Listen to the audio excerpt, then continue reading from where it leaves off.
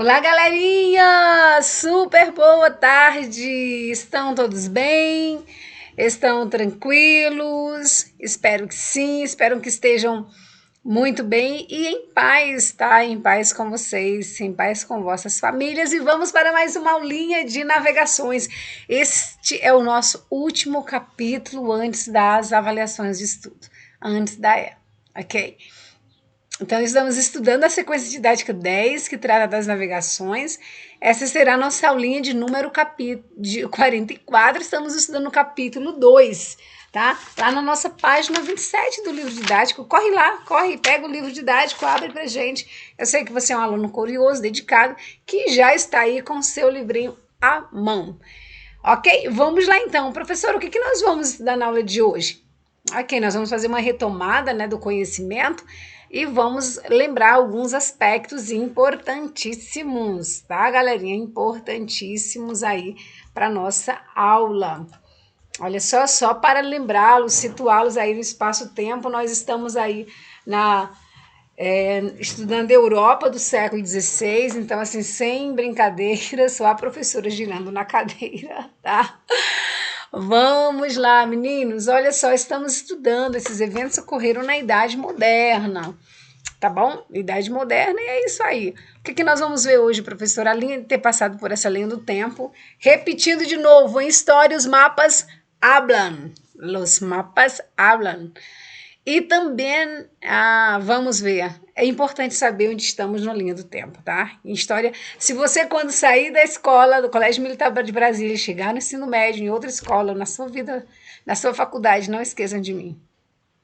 Quando veio um mapa por aí, não esqueçam, o mapa fala. Então, se comuniquem bem e não estarão perdidos. Olha só, o que teremos? Vamos falar um pouquinho na aula de hoje. Vamos conhecer Marco Polo, vamos retomar ele, né, um pouquinho, falar de ciência e religião, conhecer o mar dos monstros, os perigos reais e imaginários, ciência e tecnologia, como estava a cronologia dos navegantes, das navegações portuguesas e a descoberta do novo mundo / concorrência. Vamos lá, galera, olha só.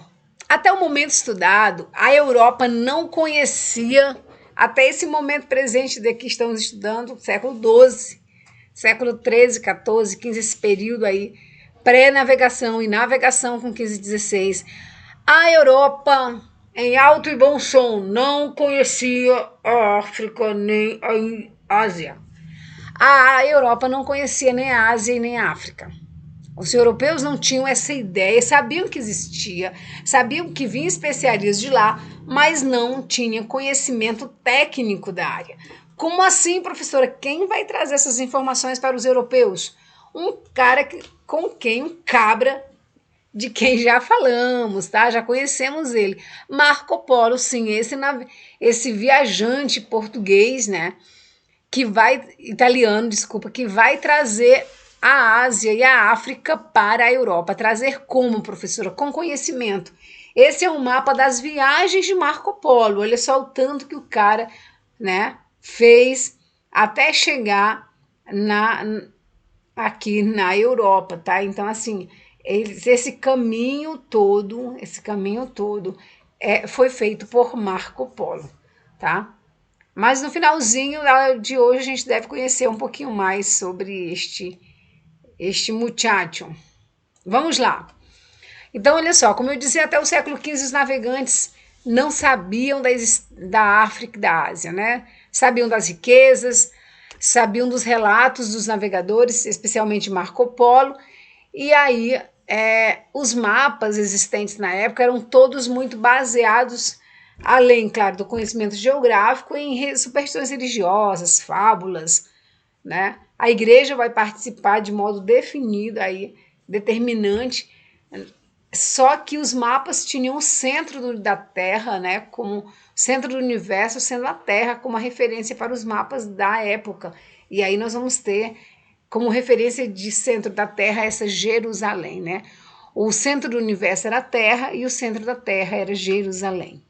Então os mapas tinham aí essas referências hoje consideradas equivocadas.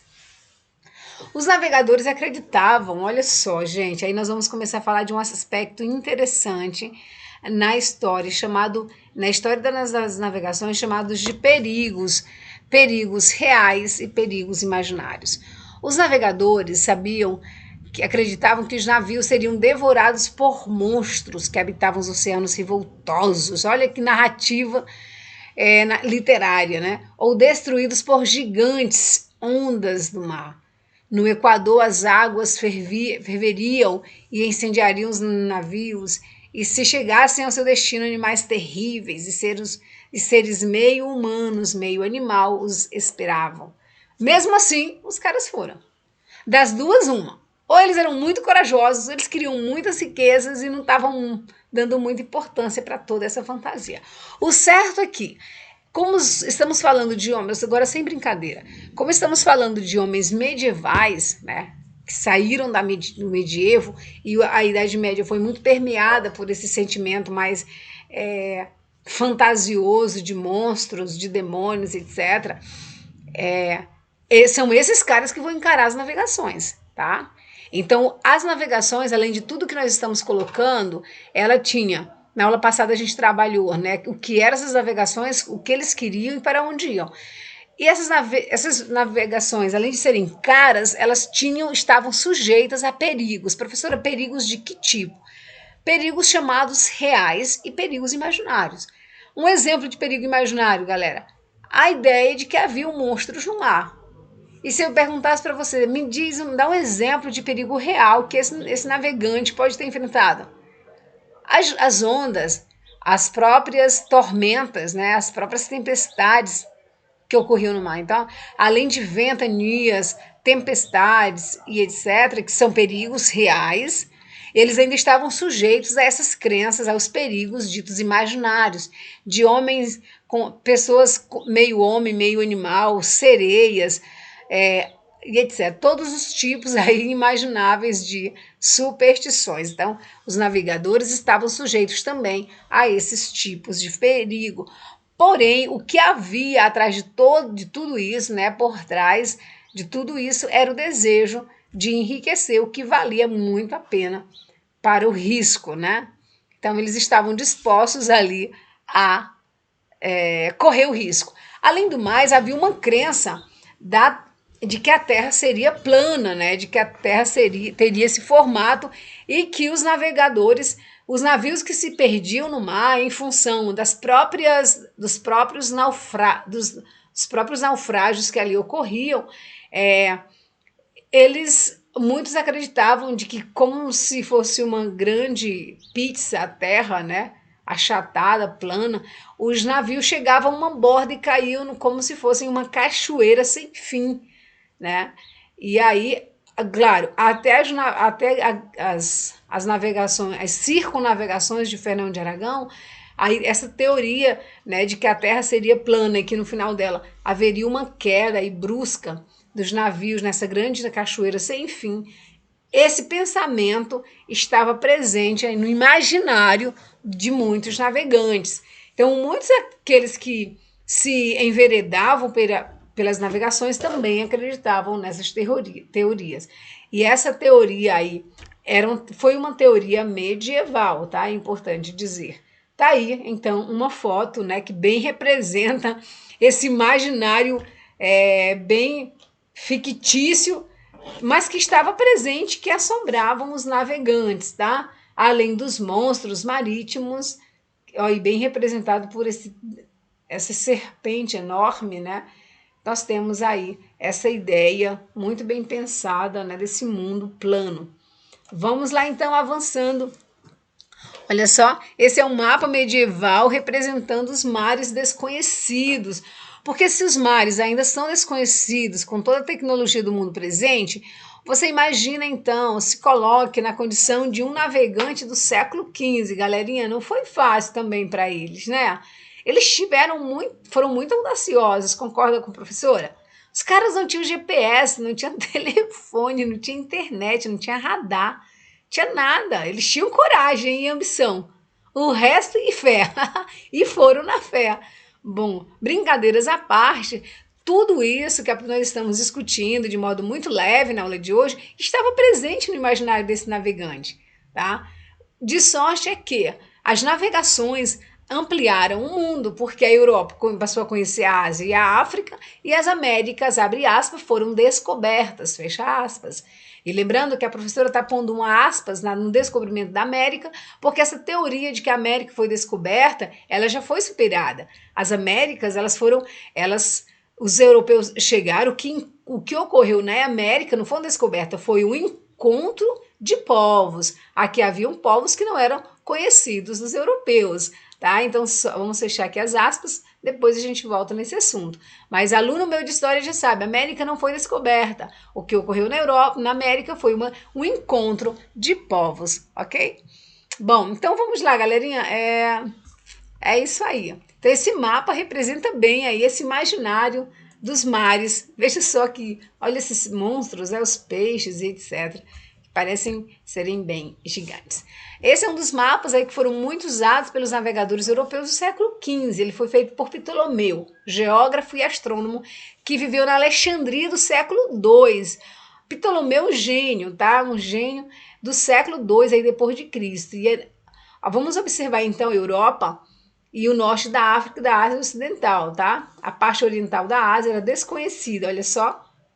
Ó, não se tinha conhecimento desse mundo. E a maioria dos mapas europeus, a Ásia, desconhecida da maioria dos mapas europeus, é chamada de Índia. Então, quando a gente fala de das Índias, a gente fala de toda a Ásia aí. Ao sul do Oceano Índico, essa terra era incógnita, tá?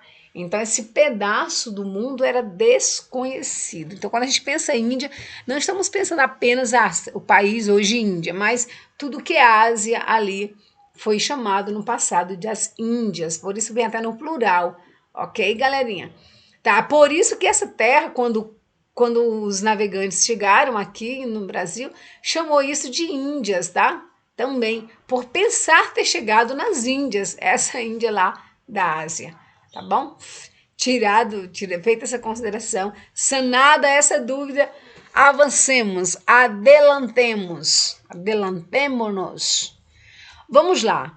Ok, então já sabemos que esses povos, o que estava preso na navegação não era apenas o imaginário, não estava presa, as navegações estavam presas apenas aos perigos reais, mas também imaginários. Retomando perigos reais, eram os perigos próprios, né, que podiam surgir da navegação.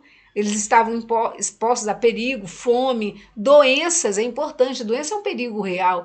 As condições de higiene das embarcações eram as mais precárias, não havia comida para todo mundo, então eles compartilhavam os mesmos lugares, os mesmos dormitórios, então assim, as condições de higiene eram muito precárias.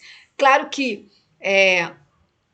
então, isso é um perigo real. A fome também, quando o navegante fazia um cálculo, por exemplo, de chegar a determinado lugar em meses, 2 meses, 3 meses, e esse cálculo saía, acontecia alguma coisa, ele não estava correto, tá? E a viagem passava mais tempo que isso, os caras estavam sujeitos a outros, como a fome, por exemplo, porque os mantimentos, a logística é pensada dentro do cálculo feito era pelo navegante, tá? Então, se o cara pensou 3 meses para chegar nas Índias, ele precisava estar nas Índias em 3 meses, senão os caras, né, iam ficar aí sem alimentos, tendo em vista de que a água e a comida foi pensada para esse período, né? Então, olha o desafio de de assumir a responsabilidade como o chefe, né, dessa embarcação. Então, além dos perigos reais das crenças, haviam também, voltando para o título, a sede, fome nos navios, povos nativos estranhos, nos mares revoltosos e ventos. Então, com esses problemas, os portugueses souberam lidar. Professor, e a ciência e tecnologia onde entra nisso? Porque a escola de Sagres, galera, acompanha comigo, e os conhecimentos adquiridos dos árabes aprimoraram os conhecimentos náuticos. Eles passavam a estudar os mapas, os portulanos, cosmografia. Agora sim, os portugueses inventaram a caravela, que usava uma vela latina. Eles utilizavam a bússola inventada pelos portugueses e operavam o astrolábio.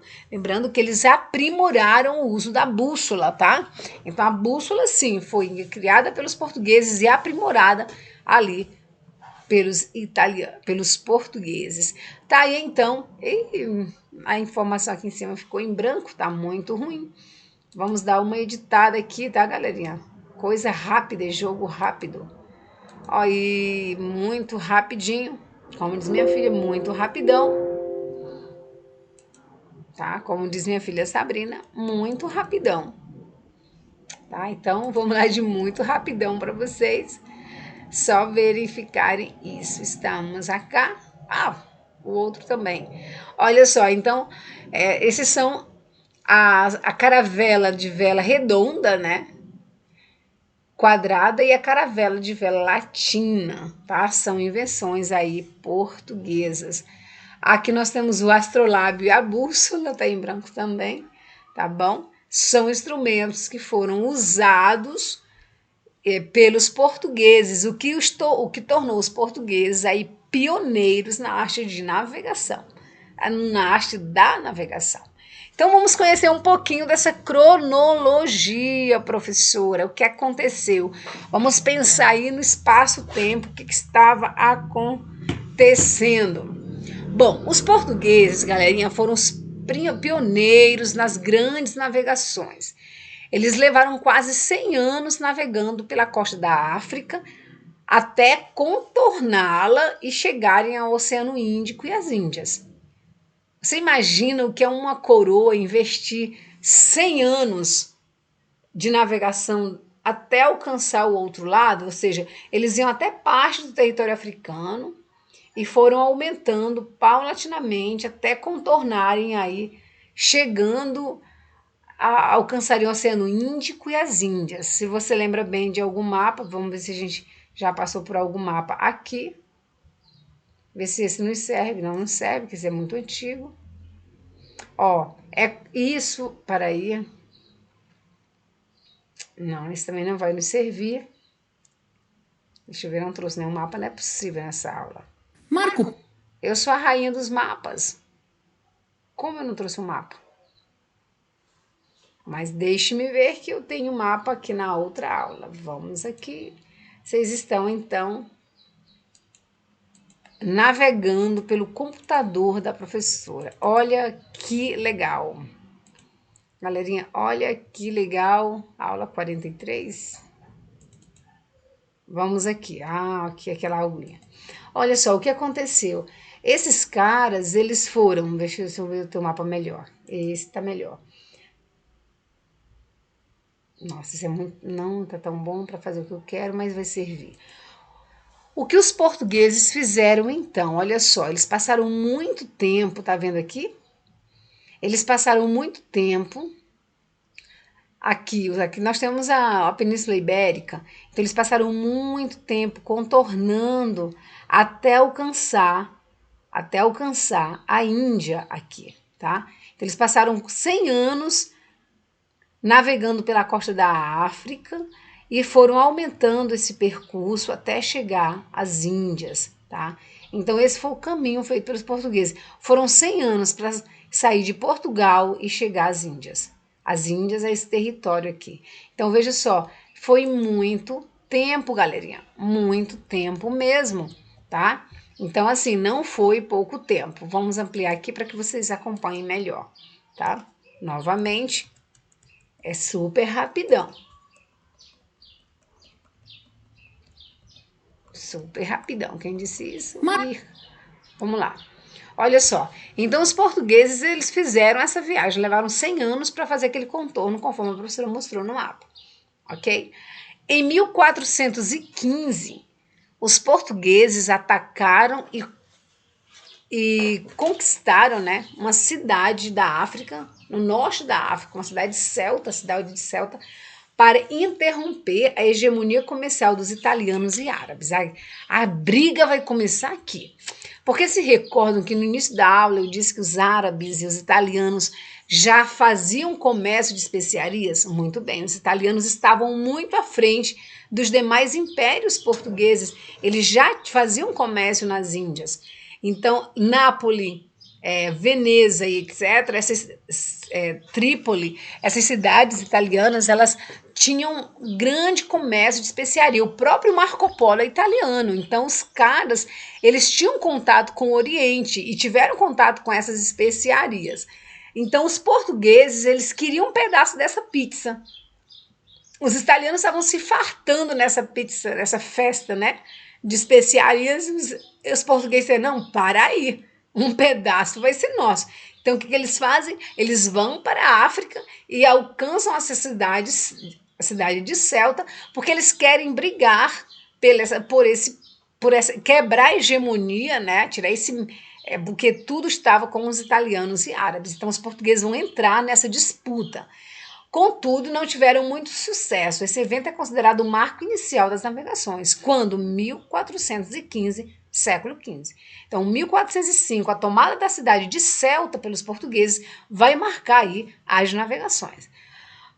4 anos depois, os caras chegam numa ilha chamada Ilha da Madeira, tá?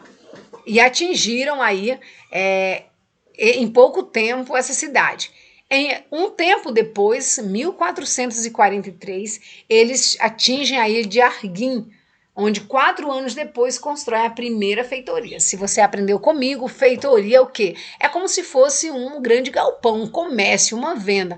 É um entreposto, só que ele é fortificado, ou seja, as coroas protegiam aí a plena força essas especiarias, essas feitorias. Por quê? É nessas feitorias que se guardavam aí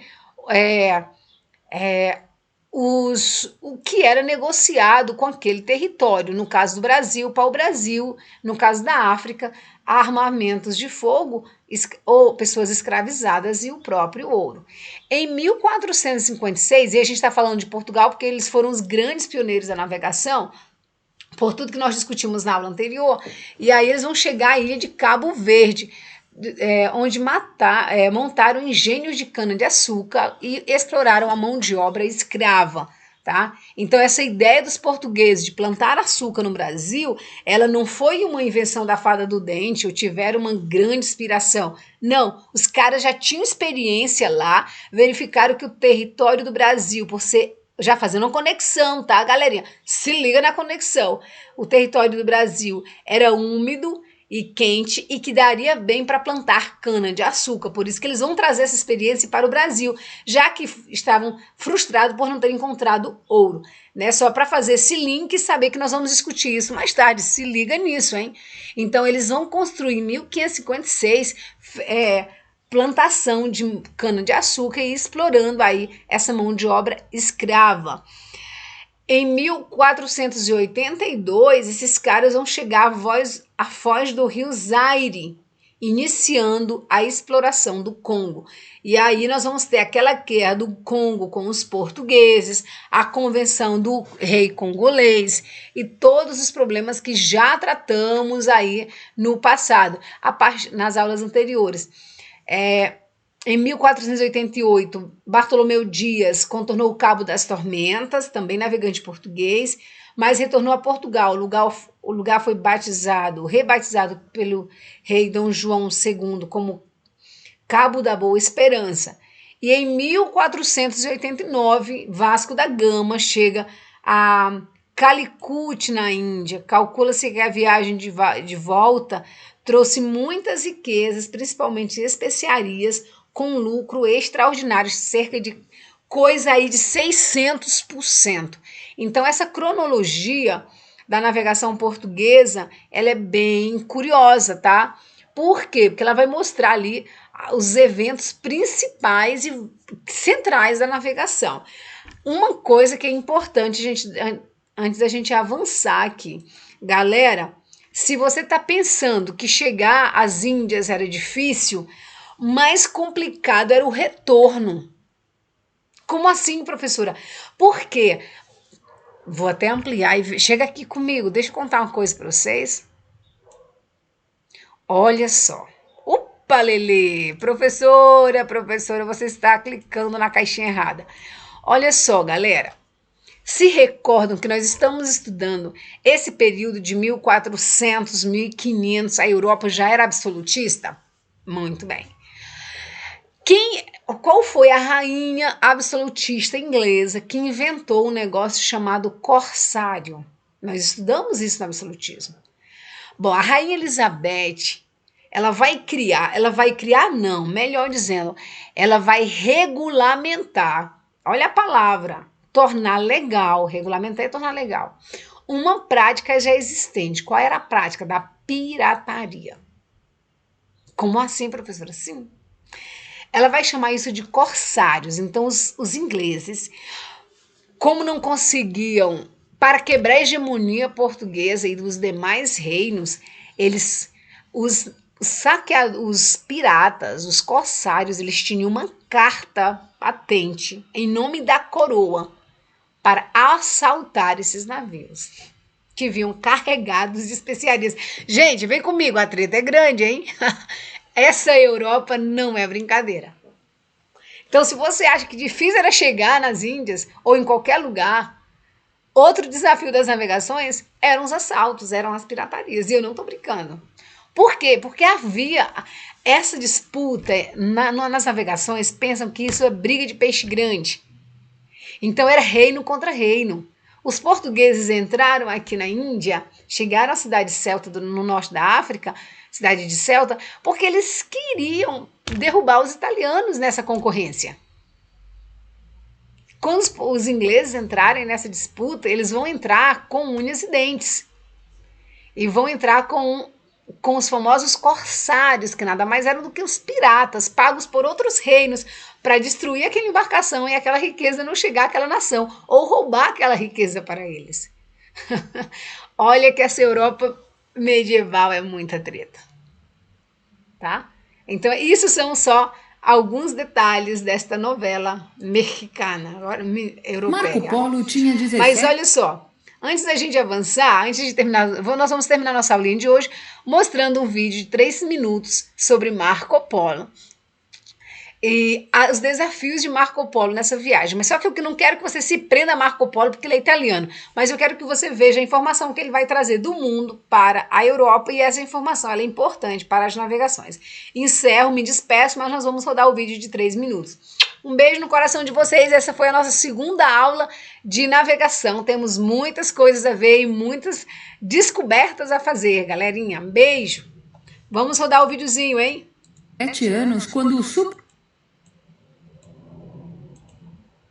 supostamente partiu a bordo de um navio em direção à Rota da Seda, na companhia de seu pai e seu tio, em 1272. Depois da viagem por mar, eles passaram mais 3 anos viajando por terra até chegar à China, onde teriam sido recebidos pelo imperador mongol Kublai Khan, já que, na época, o país estava sob o domínio dos mongóis. Segundo os relatos de Marco Polo, Kublai Khan, que então tinha cerca de 60 anos, vestia roupas de seda bordadas em ouro e estava sempre rodeado de sábios, astrônomos e conselheiros. O imperador recebeu os visitantes em um salão dourado em seu palácio de verão, com imensos jardins cheios de animais exóticos. Ele tinha 4 esposas, cada uma com sua corte particular. Em seus relatos, Marco Polo conta que ganhou a confiança de Khan, que o nomeou seu representante e o enviou para diversas missões. Não existem, porém, documentos mongóis ou chineses que confirmem sua história. Apesar das dúvidas sobre a visita de Marco Polo à China, seus relatos mostraram um mundo desconhecido para os europeus do século XIII. E seu percurso ajudou na elaboração dos primeiros mapas confiáveis da Ásia. Na Índia, Marco Polo descobriu um território rico em especiarias como gengibre, cravo, noz moscada, canela e pimenta. Suas narrativas sobre isso inspiraram muitos navegadores a procurar novas rotas para o Oriente. Durante sua permanência na China, o famoso viajante observou que os habitantes do local utilizavam um óleo não comestível, o petróleo, para iluminar as casas e também para curar a sarna. A seda já era conhecida na Europa, mas ninguém sabia como era feita, técnica que Marco Polo começou a divulgar ao descrever as amoreiras, cujas folhas alimentavam os bichos da seda, produtores dos preciosos fios. Ele também descreveu a cerâmica chinesa, acreditando que era feita com as conchas de um molusco chamado porcelana. Apenas no século XIV, as delicadas peças chegaram ao mercado europeu. Em sua viagem de volta, Marco Polo ainda percorreu a Birmânia, o Afeganistão, a Pérsia e a Ásia Menor. Em 1296, finalmente chegou a Veneza, sua terra natal.